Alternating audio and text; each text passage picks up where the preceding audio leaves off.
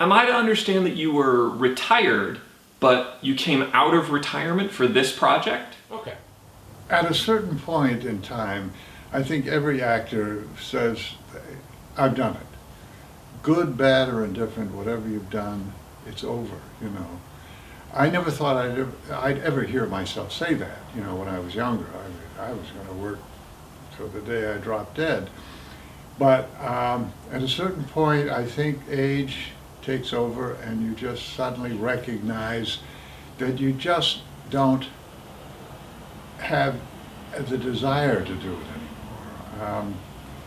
And it's a young person's medium to begin with, really. Younger people are coming up and they're going to be doing the jobs that you did or I did when I was younger. And that's fine. That's the way it should be. So I really, 8, 9 years ago or so, I just said, that's it.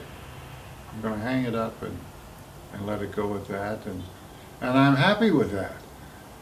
However, this came up, and our director, Vic Magnagna, Sorry.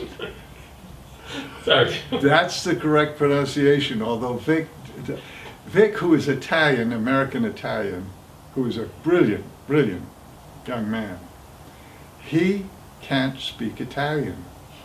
And he doesn't pronounce his name correctly, but the name is Magnagna. It's like Ernest Borgnine. Everybody would say Ernest Borgnine. In fact, it's Ernesto Borgnine. And everybody says, what, how do you, but that's the correct Italian pronunciation. At any rate, I was approached by Vic. Let me interrupt for a moment, if I may. How did you first meet Vic Mignogna? Somebody else had worked with him in another segment of the Star Trek, and mentioned that I was available.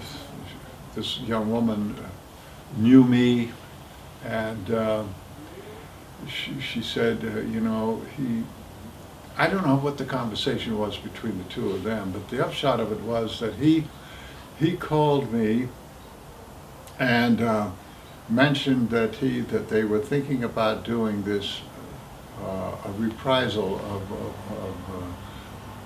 Apollo in the Star Trek segment. And I thought, well, okay, can I see a script? And the conversation went back and forth. Eventually he sent me a script and I read it and I thought, well, it's not bad. They changed it, of course, not anything that I said really, but they changed it a bit, and one thing led to another, and he said, well, we're going to be doing it in, I forget originally, they were going to do it sometime later on in this year, and then all of a sudden it was to be done in January, and where it was going to be done and so forth, and things just began to snowball, and here I am. That's how it all came about. I really had a kind of ambivalent feeling about it, you know. The very fact that it was Apollo, I thought, well, that made it interesting, you know, 46 years later. But at any rate, it's come to fruition here, and I can tell you it's been a pretty marvelous experience.